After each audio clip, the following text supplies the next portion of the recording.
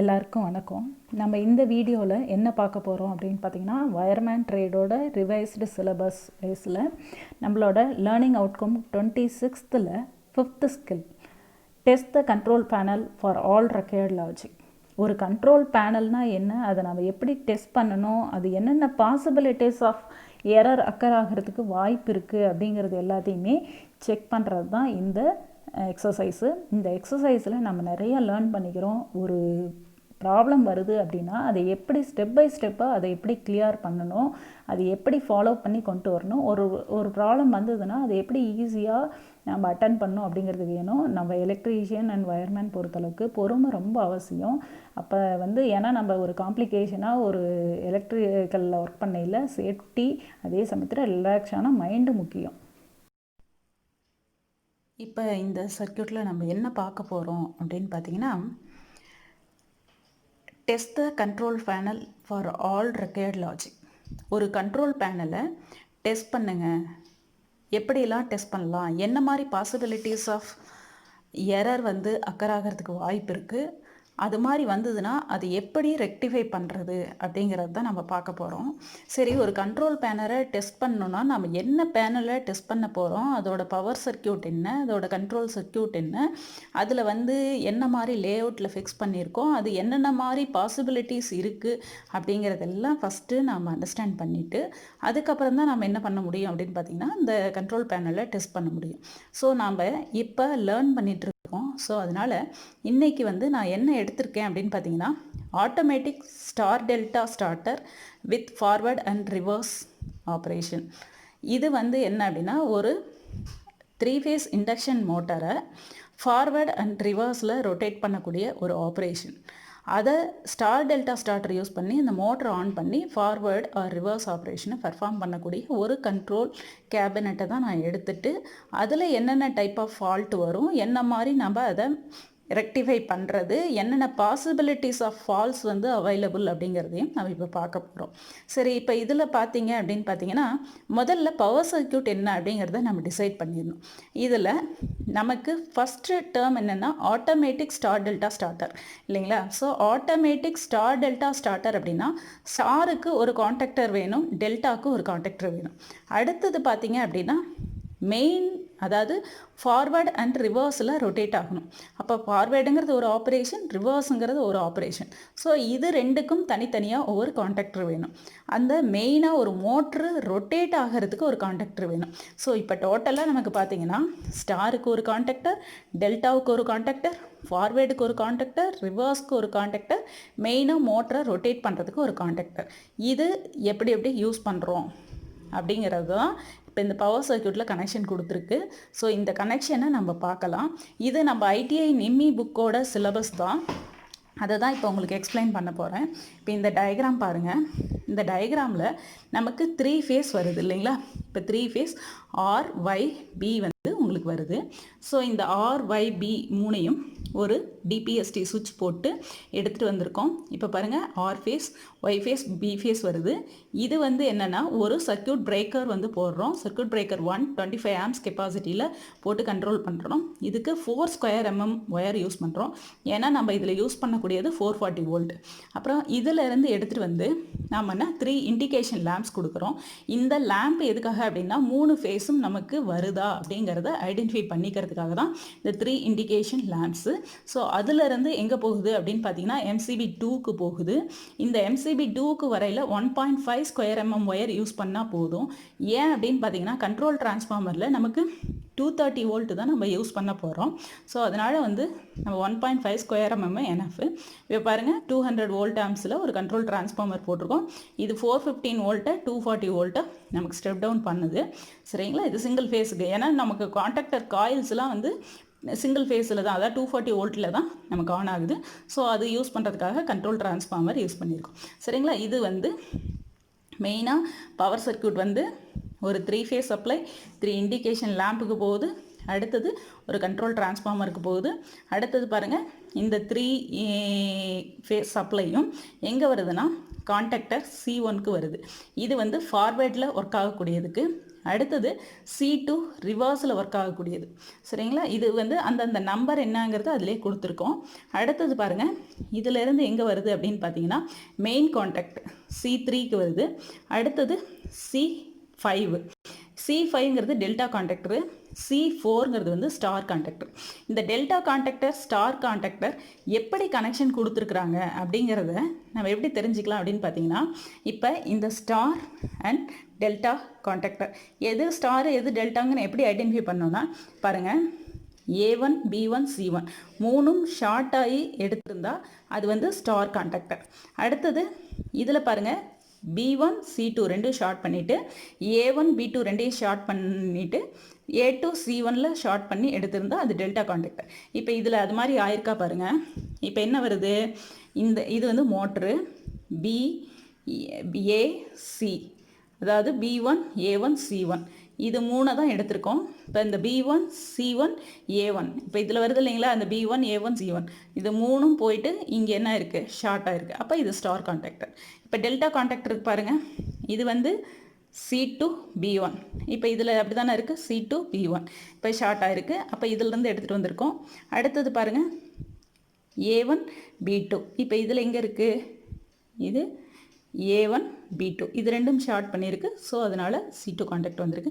அடுத்தது பார்த்திங்கன்னா A2 C1. So இங்கே A2 C1 வருது, இங்கே டெல்டா கான்டாக்ட் போகுது. அப்போ இது வந்து forward contact, reverse contact, main contact, delta contact, star, 3 indication lamp, control transformer. இதுக்கு எல்லாத்துக்கும் கனெக்ஷன் கொடுத்தா இதுதான் என்ன அப்படின்னு பார்த்தீங்கன்னா பவர் சர்க்யூட். சரிங்களா? சரி, இப்போ பவர் சர்க்யூட்டை நம்ம பார்த்துட்டோம்.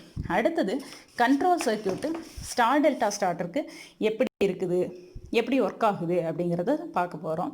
இப்போ பாருங்கள், நமக்கு இது என்ன அப்படின்னு பார்த்தா ஒரு டிரான்ஸ்ஃபார்மர்.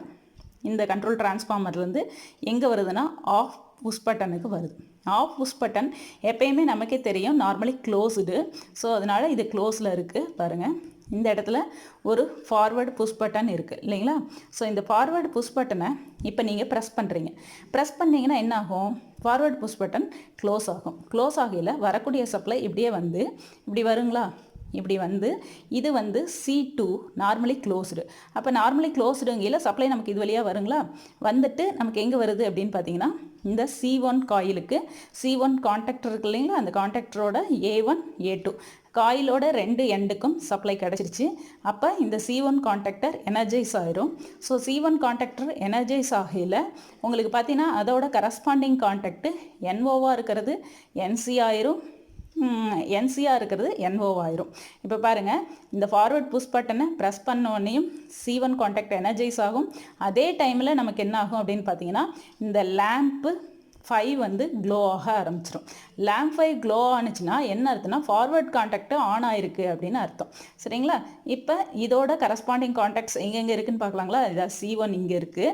இது வந்து எனர்ஜைஸ் ஆனவனையுமே இது என்ன இருக்கும், க்ளோஸ் ஆகிருக்கும். வேறு எங்கே C1 இருக்குது அப்படின்னு பார்த்தோம்னா இங்கே ஒரு C1 இருக்குது.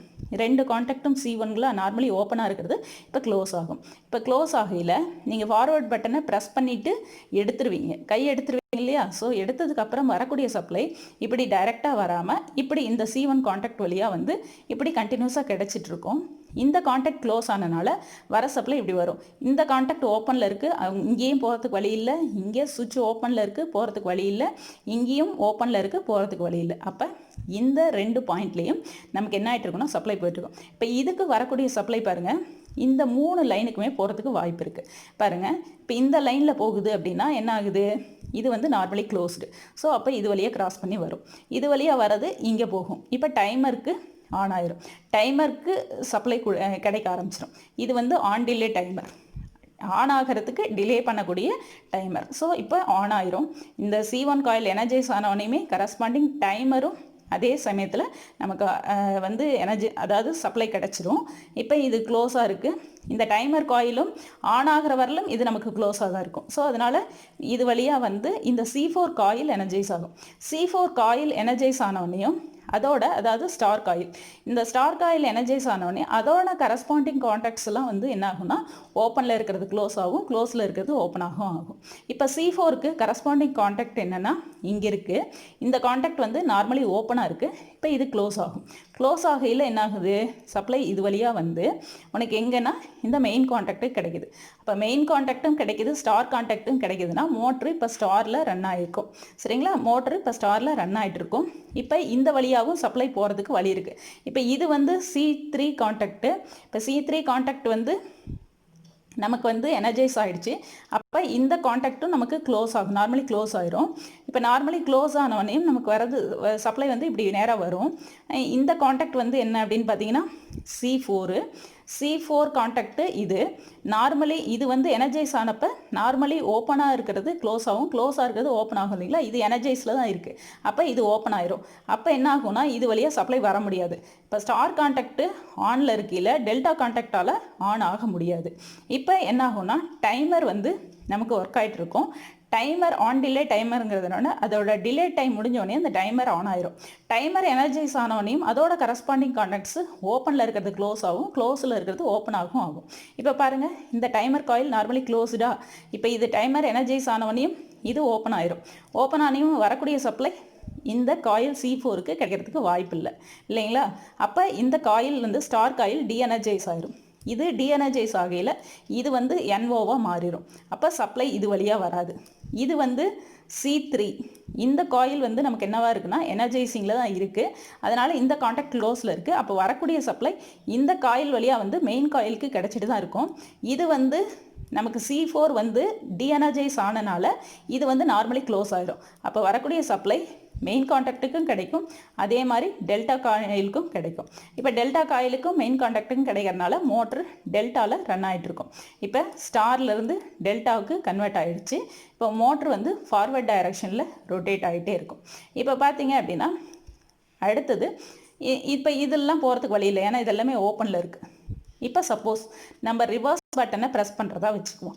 இப்போ பாருங்கள், இது வந்து சப்ளை இங்கேருந்து வருது, இந்த ஃபார்வர்ட் பட்டன் ஓப்பனில் இருக்குது. ஸோ இங்கே போகிறதுக்கு சப்ளை போகிறதுக்கு வாய்ப்பு இல்லை. இதுவும் ஓப்பன், இதுவும் ஓப்பன், இதுவும் ஓப்பன், இங்கெல்லாம் போகிறதுக்கு சான்ஸே இல்லை.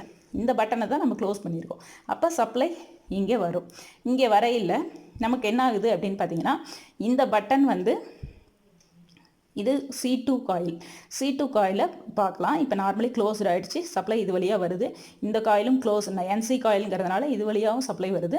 இப்போ C2 காயிலுக்கு ரெண்டு பக்கமும் சப்ளை கிடைக்கிது. அதனால் C2 காயில் என்ன ஆகுது, எனர்ஜைஸ் ஆகுது.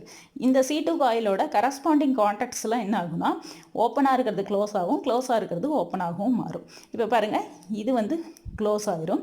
இதே மாதிரி C2 காயில் வேறு எங்கே இருக்குது, இங்கே இருக்குது. அப்போ இதுவும் க்ளோஸ் ஆயிரும்.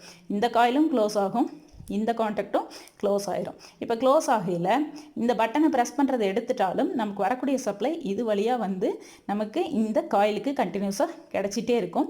இந்த காயிலுக்கு கிடைக்கல நமக்கு என்ன ஆயிரும் அப்படின்னு பார்த்தீங்கன்னா இந்த லேம்ப் 6, அதாவது இண்டிகேட்டிங் லேம்ப் 6 வந்து நமக்கு க்ளோ ஆக ஆரம்பிச்சிடும். சரிங்களா. இப்போ பாருங்கள், உங்களுக்கு வந்து இந்த பட்டன் ப்ரெஸ் ஆகிருக்கு, இந்த காயில் எனர்ஜைஸ் ஆகிருக்கு. அதனால் இந்த காண்டாக்ட்டு க்ளோசிங்கில் ஆகிருக்கு, இந்த காண்டாக்ட் க்ளோஸ் ஆகிருக்கு, மற்ற எல்லாம் ஓப்பனில் இருக்குது. அப்போ என்ன ஆகும், இது வழியாக வரக்கூடிய சப்ளை இந்த 3 லைனுக்கும் போகிறதுக்கு பாசிபிலிட்டிஸ் இருக்குது இல்லைங்களா. இப்போ இங்கே வரும், இப்படி வரும். இந்த C3 காயில் எனர்ஜைஸ் ஆகலை, அதனால் இதை விட்டுடலாம். இது நார்மலி ஓப்பன்.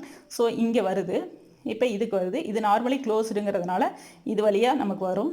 இதுவும் க்ளோஸு, அதனால் இது வழியாகவும் வரும். இப்போ டைமர் ஆன் ஆகிடுச்சு, அதாவது டைமருக்கு சப்ளை கிடச்சிருச்சு. ஆன் டிலே டைமர், அதனால் ஆன் ஆகிறதுக்கு டிலே ஆகி தான் ஆன் ஆகும். ஸோ இப்போ இது வழியாக வந்து இந்த C4 காயில் எனர்ஜைஸ் ஆகும். C4 காயில் எனர்ஜைஸ் ஆகிறதுனால இதோட காண்டாக்டு 13, 14 இருக்கு இல்லைங்களா. ஸோ அது க்ளோஸ் ஆகும். க்ளோஸ் ஆகையில் நமக்கு என்ன ஆகுது அப்படின்னு பார்த்தீங்கன்னா இது வழியாகவும் சப்ளை வரும். சப்ளை வந்து மெயின் காண்டாக்டுக்கு சப்ளை கிடைக்கும். அப்போ ஸ்டாரில் மெயின்லேயும் சப்ளை கிடைக்கிறதுனால மோட்ரு ரன் ஆகிட்டுருக்கும். அடுத்தது பாருங்கள், இந்த C4லேருந்து சப்ளை இது வழியாக வரும். ஏன்னா இந்த C3 காண்டாக்டு இங்கே என்ன காண்டாக்ட் இருக்குது, C3. இந்த C3 காண்டாக்ட் எனர்ஜைசிங்கில் தான் இருக்குது. அப்போ இதுவும் க்ளோஸ் ஆகிருக்கும். சப்ளை இது வழியாக வந்து இங்கே வந்து என்ன இருக்குது அப்படின்னு பார்த்தீங்கன்னா C4 இருக்குது. இந்த C4 வந்து நமக்கு எனர்ஜைஸ்டு அப்படிங்கிறதுனால இது ஓப்பன் ஆயிரும்.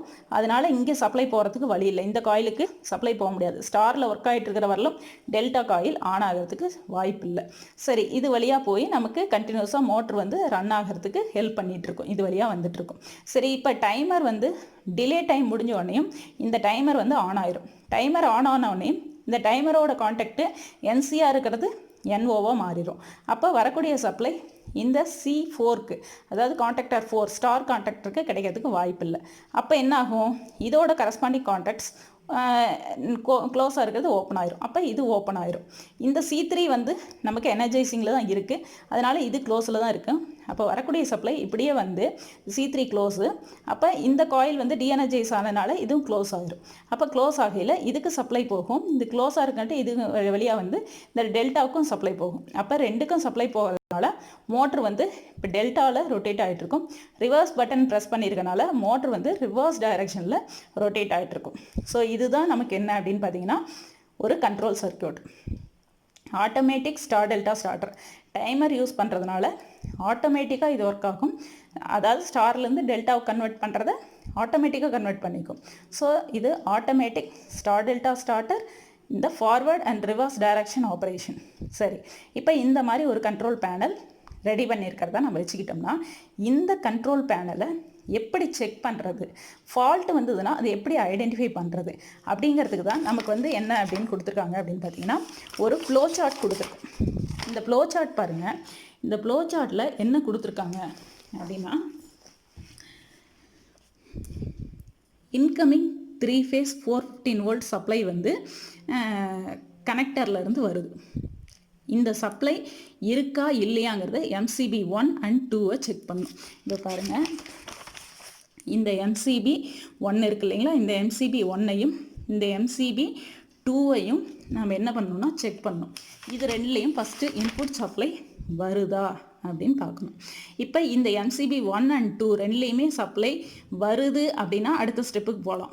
வரல, இதுலேயே நமக்கு சப்ளை வரல அப்படின்னா நம்ம ஐசோலேட்டரையோ இல்லை சர்க்யூட் பிரேக்கரையோ செக் பண்ணி அதில் ஏதாவது ஃபால்ட்டோ லூஸ் கனெக்ஷனோ ஏதோ இருந்ததுன்னா அதை ஃபால்ட்டை ரெடி பண்ணிக்கணும். இந்த ஸ்டெப்பு தான் ஃபஸ்ட்டு ஸ்டெப்பு. இதை முடிச்சுட்டு தான் அடுத்ததுக்கு போகணும். இப்போ இதில் சப்ளை வருது, ஓகே, நமக்கு ஒன்றும் பிரச்சனை இல்லை அப்படின்னு வச்சுக்குவோம். இப்போ வந்ததுன்னா அடுத்தது என்ன பண்ணணும்னா just supply available at the control transformer. இப்போ கண்ட்ரோல் டிரான்ஸ்ஃபார்மரில் சப்ளை இருக்கா அப்படின்னு பார்க்கணும். இப்போ எங்கே போகுது, MCB 2லேருந்து நேராக கண்ட்ரோல் டிரான்ஸ்ஃபார்மருக்கு தானே வருது. ஸோ இதில் சப்ளை இருக்கா இல்லையா அப்படிங்கிறத நம்ம செக் பண்ணிக்கணும். இப்போ இதில் சப்ளை இருக்கா இல்லையாங்கிறத செக் பண்ணிவிட்டு இருக்குது அப்படின்னா அடுத்ததுக்கு போய்க்கலாம். இதில் சப்ளை இருக்கா, கண்ட்ரோல் டிரான்ஸ்ஃபார்மரில் இருக்கா இல்லையான்னு பார்த்துட்டு இருக்குது அப்படின்னா அடுத்ததுக்கு போகலாம். இல்லை அப்படின்னா இந்த MCB 2ஐ செக் பண்ணி ஒயரிங் செக் பண்ணி கண்ட்ரோல் டிரான்ஸ்ஃபார்மருக்கு ப்ராப்பராக சப்ளை போகல அப்படிங்கிறத ஐடென்டிஃபை பண்ணி அதை ஃபால்ட்டை ரெக்டிஃபை பண்ணணும். ஃபஸ்ட்டு மெயினை பார்க்கணும், அடுத்தது கண்ட்ரோல் டிரான்ஸ்ஃபார்மர் பார்க்கணும். இதுலேயும் சப்ளை அவைலபிலிட்டி இருக்குது. அப்போ என்ன பண்ணலாம், just the supply available at C1 and C2 கான்டாக்டர்ஸ். இப்போ அடுத்ததாக இந்த ரெண்டு கான்டாக்டர்லேயும் பண்ணுங்கள். இப்போ ஃபார்வர்ட் அண்ட் ரிவர்ஸ் கான்டாக்டர் போட்டிருக்கோம் இல்லைங்களா, இப்போ இங்கேருந்து வந்து இந்த இடத்துல சப்ளை இருக்குதா அப்படின்னு சொல்லி செக் பண்ணணும். இதில் சப்ளை இருக்குது, ரெண்டு கான்டாக்டர்லேயுமே சப்ளை இருக்குது அப்படின்னா ஒன்றும் பிரச்சனை இல்லை, அடுத்ததுக்கு போகலாம். இல்லை அப்படின்னா நாம் என்ன பண்ணோம், MCB 1ஐயும், ஏன்னா கான்டாக்டர் 1 வந்து MCB 1ல் தானே வருது, 1 and 2 ரெண்டுமே MCB 1ல் தான் கனெக்ட் பண்ணியிருக்காங்க. ஸோ அந்த MCB 1 கான்டாக்டருக்கு போகிற சப்ளையை செக் பண்ணி ஒயர் ஏதாவது லூஸ் கனெக்ஷனோ இல்லை ஏதாவது நமக்கு வந்து நடுவில் கட் ஆகிருக்கோ ஓப்பன் ஆகிருக்கோ அப்படிங்கிறத பார்த்து அதை சேஞ்ச் பண்ணி அந்த ஃபால்ட்டை ரெக்டிஃபை பண்ணிடணும். இதை செஞ்சு முடிச்சதுக்கப்புறம் ஸ்டெப் பை ஸ்டெப்பாக தான் வரணும். ஃபஸ்ட்டு மெயின் MCB, அடுத்தது கண்ட்ரோல் டிரான்ஸ்ஃபார்மர், அதுக்கப்புறம் கான்டாக்டரை முடிச்சுட்டு இண்டிகேஷன் லேம்ப்ஸ் பார்க்கணும். L1 L2 L3 க்ளோ ஆகுதா அப்படின்னு பார்க்கணும். Check the lamps and their wiring rectify and replace. இப்போ இந்த 3 லேம்ப் இருக்கு இல்லைங்களா, இப்போ 3 லேம்பும் வருது, ஃபேஸ் வருது. இந்த 3 லேம்பும் க்ளோ ஆகுதான்னு பார்க்கணும். இப்போ இந்த 3 லேம்பும் க்ளோ ஆகலைன்னா ஒன்று சப்ளை வராமல் இருக்கணும், இல்லாட்டினா லேம்பு வந்து ஃபால்ட்டாக இருக்கணும். அது என்னங்கிறத பார்த்து அந்த லேம்பை சேஞ்ச் பண்ணிடணும். லேம்ப் ஃபால்ட்டாக இருந்தால் லேம்ப் ஃபால்ட்டை சரி பண்ணணும். இல்லை சப்ளை வரலைன்னா சப்ளையை செக் பண்ணி அதை சரி பண்ணணும். அடுத்தது இந்த லேம்பு முடிச்சிட்டோம்.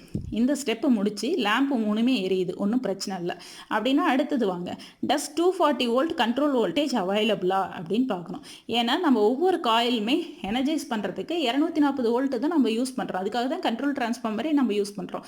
ஸோ அது இருக்கா அப்படின்னு பார்க்கணும். இருக்குது அப்படின்னா பிரச்சனை இல்லை. இல்லை அப்படின்னா நம்ம MCB 3 வந்து செக் பண்ணி அந்த கண்ட்ரோல் டிரான்ஸ்ஃபார்மர்லேருந்து வரக்கூடிய வோல்டேஜ் 240 வோல்ட் சரியாக வருதா, இல்லை ஏதாவது ப்ராப்ளம் இருக்கா அப்படின்னு பார்த்து அதை ரெக்டிஃபை பண்ணணும். சரி, இதுலேயும் 240 வோல்ட் வருது, ஒன்றும் பிரச்சனை இல்லை அப்படின்னா இப்போ நீங்கள் இந்த லேம்ப் 4 இருக்கு இல்லையா, இந்த லேம்ப் 4 எங்கே இருக்குது இப்போ பாருங்கள். இப்போ ஃபார்வர்ட் சுவிட்சை நம்ம ப்ரெஸ் பண்ணோம்னா நமக்கு இப்போ சப்போஸ் அதாவது ஃபார்வர்ட் ஆர் ரிவர்ஸ் சுவிட்சு நம்ம ப்ரெஸ் பண்ணுறோமா இல்லையோ, அதுக்கு முன்னாடி மெயின் சப்ளை வருதுனாவே நமக்கு என்ன ஆகும்னா இந்த லேம்ப் 4 வந்து இங்கே கனெக்ட் பண்ணியிருக்காங்க. சரிங்களா, இந்த ரெண்டுக்கும் 240 வோல்ட்டுக்கு நடுவில் இந்த லேம்ப் 4 வந்து கனெக்ட் பண்ணியிருக்காங்க. ஸோ அப்போ வந்து நமக்கு என்ன ஆகும் அப்படின்னா லைட்டு எரியும். லேம்ப் 4 வந்து நமக்கு க்ளோ ஆகும். சரி, இப்போ இந்த லேம்ப் 4ம் நமக்கு க்ளோ ஆகுது. இப்போ மெயின் சப்ளை அப்படின்னா வருது அப்படின்னு அர்த்தம். எரியலைன்னா அது என்னங்கிறத பார்த்துக்கணும். அந்த 240 வோல்ட் வர லைனில் என்ன பிரச்சனைன்னு பார்த்துக்கணும். இல்லை எரியுது, ஒன்றும் பிரச்சனை இல்லை அப்படின்னா இப்போ ஃபார்வர்ட் புஷ் பட்டனை ப்ரெஸ் பண்ணணும். ஃபார்வர்ட் புஷ் பட்டனை இப்படின்னு தொட்டுட்டு எடுக்கக்கூடாது. ஃபார்வர்டு புஷ் பட்டனை நல்லா ப்ரெஸ் பண்ணி ஒரு 2 செகண்ட் கழித்து கை எடுக்கணும். ஸோ ஏன்னா காண்டாக்டர் எனர்ஜைஸ் ஆகணும் இல்லையா, ஸோ அது வரலும் டைம் எடுத்துக்கணும்.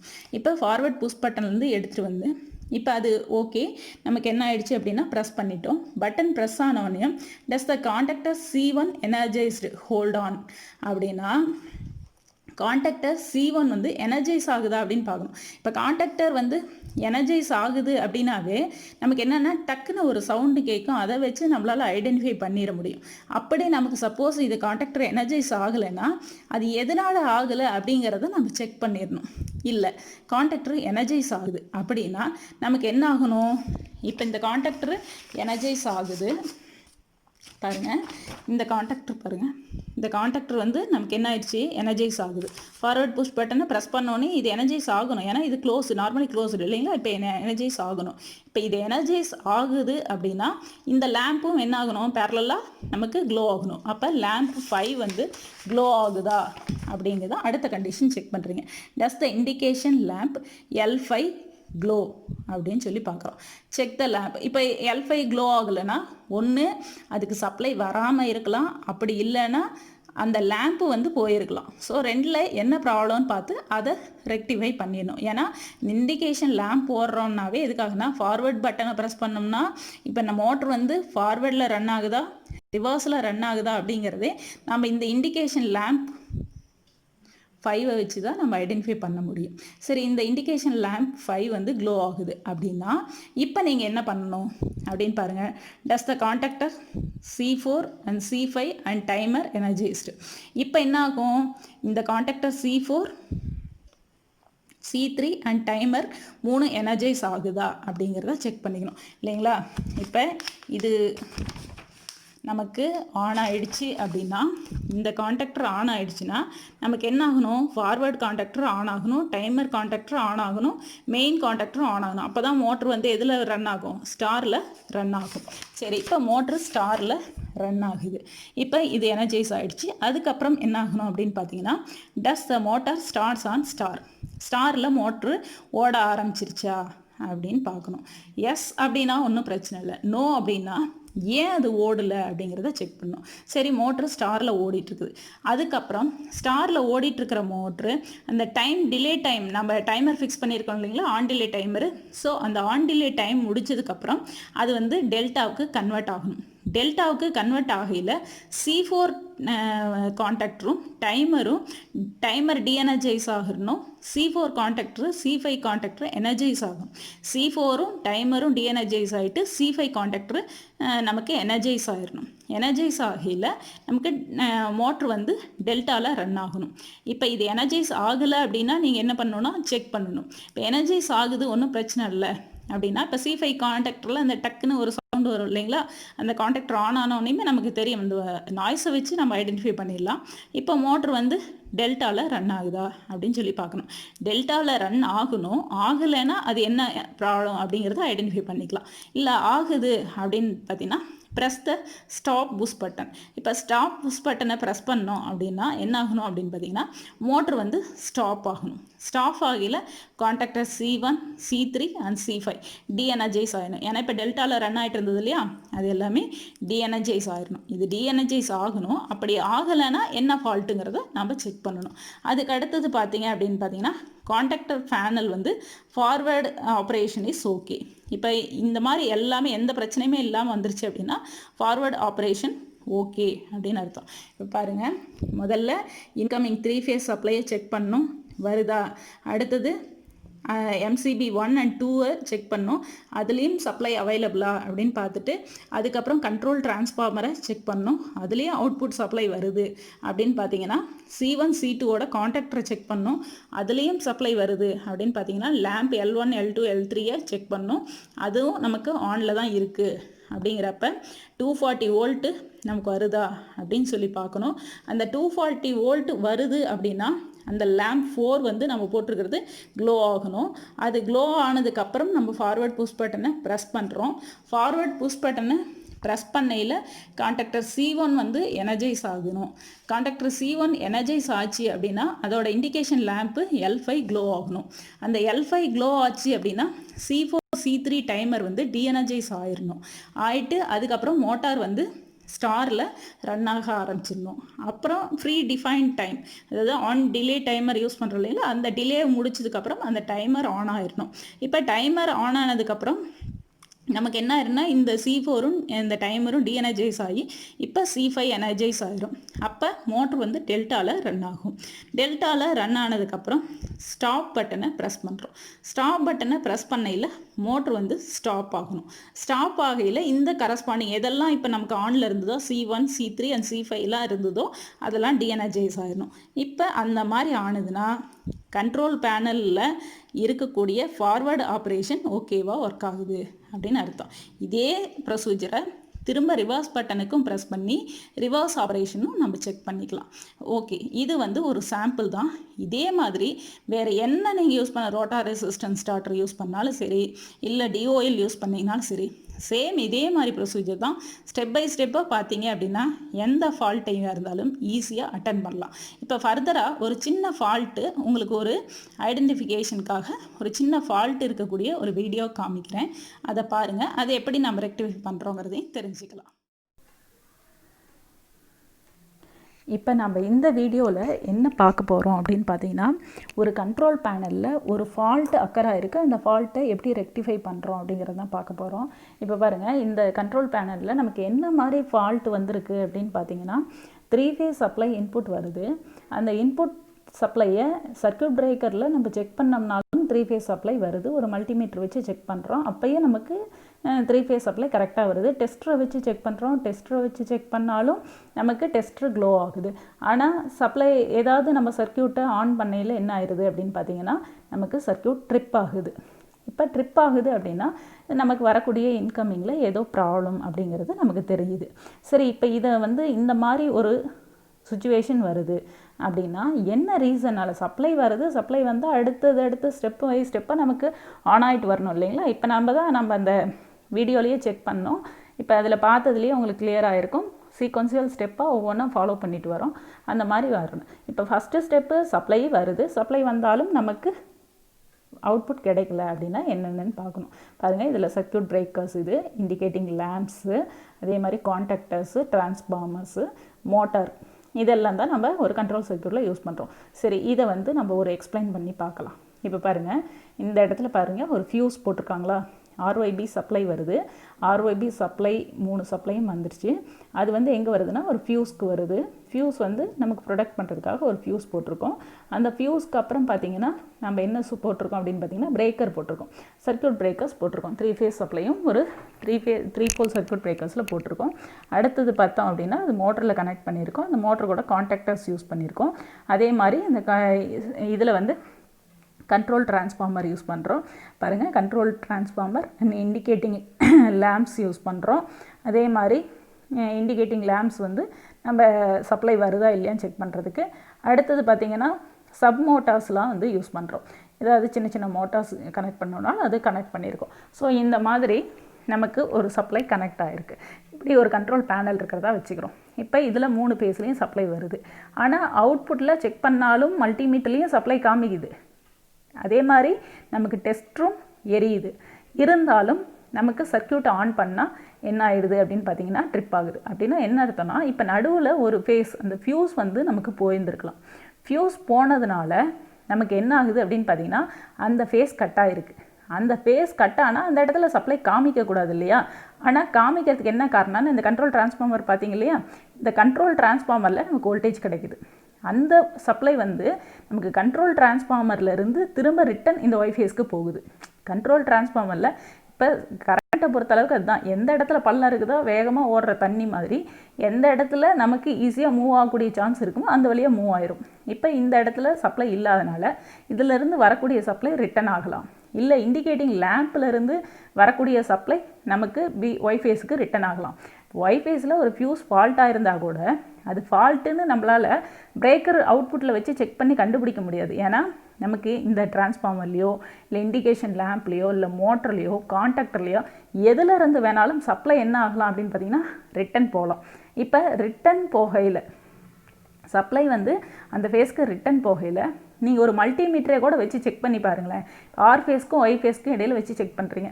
இங்கே பி ஃபேஸ்லேருந்து இங்கே ரிட்டன் சப்ளை கிடைக்கும். அப்போ என்ன ஆகும்? 440 வோல்ட் தான் காமிக்கும். அதே ஒய் ஃபேஸ் பி ஃபேஸ்க்கு இடையில் செக் பண்ணுறீங்க, அப்பையும் இங்கே ஒய் ஃபேஸ்க்கு ரிட்டன் சப்ளை கிடைக்கும். அப்பையும் நமக்கு 440 வோல்ட் தான் காமிக்கும். அப்போ என்ன பண்ண முடியாதுன்னா, நமக்கு வந்து ஃபால்ட் ஐடென்டிஃபையே பண்ண முடியாது. எந்த இடத்துல ஃபால்ட் ஆகிருக்கு அப்படிங்கிறதே நம்ம ஐடென்டிஃபை பண்ண முடியாது. ஸோ இப்போ இந்த மாதிரி வரையில், இப்போ இந்த மாதிரி ஃபால்ட் ஐடென்டிஃபை பண்ண முடியாத சுச்சுவேஷனில் நாம் என்ன செய்யணும் அப்படின்னு பார்த்தீங்கன்னா, இந்த மாதிரி பிரேக்கருக்கு அப்புறம் வச்சு செக் பண்ணக்கூடாது. யூஸ்வலாக நம்ம செக்கிங்னாவே MCB 1 இருந்து தான் ஆரம்பிக்கிறோம். ஆனால் இந்த மாதிரி நமக்கு வந்து வோல்டேஜ் வேரியேஷன் வரையில் இப்போ 440 வோல்ட்டே எக்ஸாக்டாக காமிக்கும்னு சொல்ல முடியாது. ஏன்னா லீக்கேஜ் வோல்டேஜ் தான், அதாவது ரிட்டன் வோல்டேஜ் தான் வருது. அப்படிங்கிறப்ப வோல்டேஜ் கம்மியாக கூட காமிக்கிறதுக்கு வாய்ப்பு இருக்குது. அப்படி கம்மியாக காமிக்குது, இல்லை வோல்டேஜ் வந்து ஒரு ஃபேஸ்க்கு இடையில் டிஃப்ரென்ஸ் வருது, நமக்கு ஒரே வோல்டேஜ் 440னா 440 வோல்ட்டே காமிக்குது, அப்படிங்காமல் நமக்கு டிஃப்ரென்ஸ் வருது அப்படிங்கிற மாதிரி கூட வச்சுக்கோங்க. அந்த மாதிரி டிஃப்ரென்ஸ் வோல்டேஜ் வந்தாலுமே நமக்கு சர்க்யூட் ஆன் பண்ணையில் நமக்கு ட்ரிப் ஆகும். ஏன்னா நமக்கு வோல்டேஜ் ஒரு ஃபேஸில் இருந்து வரவே இல்லை, அதனால் நமக்கு ட்ரிப் ஆக தான் செய்யும். ஸோ இந்த மாதிரி ஃபால்ட்டு வர நேரத்தில் நம்ம என்ன செய்யணும் அப்படின்னு பார்த்தீங்கன்னா, இந்த சர்க்யூட் பிரேக்கர்லேருந்து செக் பண்ணாமல் அதுக்கு ஒரு ஸ்டெப் மேலே போகணும். மேலே போய் ஃப்யூஸ் அவுட்புட்டை செக் பண்ணணும். இப்போ இந்த பாயிண்டில் வச்சு பார்க்கணும்.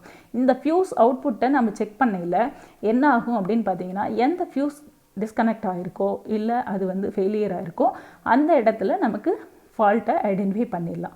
ஸோ அந்த மாதிரி தான் நம்ம ஐடென்டிஃபை பண்ணணும். இந்த மாதிரி மிஸ்மேட்சிங் வோல்டேஜ் வருது, ஆனால் வோல்டேஜ் செக் பண்ணால் இருக்குது அப்படிங்கிற சுச்சுவேஷனில் நீங்கள் இந்த ப்ரொசீஜரை ஃபாலோ பண்ணி பாருங்கள். இப்போ இந்த ஃப்யூஸை மாற்றிட்டீங்க அப்படின்னு பார்த்தீங்கன்னா உங்களுக்கு இந்த மாதிரி ப்ராப்ளம் வராது. நார்மலாக பார்த்தீங்கன்னா கண்ட்ரோல் பேனலில் இந்த மாதிரி ப்ராப்ளம் வர சுச்சுவேஷனில் நீங்கள் வந்து ஆட்டோ மோடில் போடாதீங்க. கண்ட்ரோல் பேனலை வந்து மேனுவல் மோடில் வச்சுக்கோங்க. மேனுவல் மோடில் வச்சுட்டு இப்போ வந்து ஃப்யூஸை செக் பண்ணி பார்க்கணும். ஃப்யூஸை செக் பண்ணி பார்த்தீங்க அப்படின்னா ஃப்யூஸ்னு வந்து நமக்கு போயிருக்கா இல்லையாங்கிறது தெரியும். அதே மாதிரி மேனுவல் மோடில் வச்சிங்கன்னா உங்களுக்கு பிரேக்கரில் கூட வோல்டேஜ் வந்து கம்மியாக வர்றது நமக்கு தெரிஞ்சுக்க முடியும். இப்போ நம்ம ஆட்டோ மோடில் வைக்கிறதுனால தான் நம்மளால் தெரிஞ்சுக்க முடியல. இந்த மாதிரி வர ஃபால்ட்டை இந்த மாதிரி அட்டன் பண்ணி பாருங்கள். Okay, thank you. இப்போ இந்த வீடியோவில் பாருங்கள், நம்ம ட்ரேடோட கண்ட்ரோல் பேனலை தான் இப்போ உங்களுக்கு காமிச்சிட்ருக்கிறேன். இப்போ நம்ம ட்ரேடில் கண்ட்ரோல் பேனலில் பார்த்திங்க அப்படின்னா ஃபஸ்ட்டு மவுண்டிங் அக்சசரிஸ்க்கு வந்து மெயினாக நம்ம என்ன யூஸ் பண்ணுறோம் அப்படின்னு பார்த்திங்கன்னா அந்த பஸ் பாஸ் யூஸ் பண்ணுறோம். அந்த இது வந்து நமக்கு கேபிள் சேம்பர் வழியாக வருது. அது வந்து ஃபங்க்ஷனல் மீட்டர்ஸ் வந்து அதில் யூஸ் பண்ணியிருக்கோம். அடுத்தது பாருங்கள், இன்கமர்ஸ் யூஸ் பண்ணுறோம். இன்கமர்ஸ் இதில் பார்த்தீங்க அப்படின்னா இந்த டைமில் மழை அந்த மாதிரி நிறையா இருக்கனால நம்மளால் சரியான வீடியோவை உங்களுக்கு ஷூட் பண்ணி கொடுக்க முடியல. உங்களுக்கு இது எப்படி எப்படி வரும் அப்படிங்கிறத கிளியராக சொல்லலான்னு பார்த்தேன். எனக்கு இந்த வீடியோவை எடுக்கிற டைமில் கரண்ட் இல்லை, மழை பெஞ்சிட்டு இருந்த நேரம் அப்படிங்கிறதுனால உங்களுக்கு ப்ராப்பரான லைட்டிங் கொடுக்க முடியல. இப்போ இதில் பாருங்கள், இது வந்து நமக்கு ஒரு டிஓஎல் ஸ்டார்டரு எப்படி உள்ளே கனெக்ட் பண்ணியிருக்காங்க அப்படிங்கிறது தான் காமிச்சிருக்கோம். ஸோ இந்த மாதிரி இந்த நம்ம பேனலில் வந்து இப்போதைக்கு எந்த ஃபால்ட்டும் இல்லை. ஸோ அதனால் அட்டன் பண்ணி உங்களுக்கு காமிக்க முடியல. இருந்தாலும் இது நம்ம ட்ரேடோட கண்ட்ரோல் பேனலு.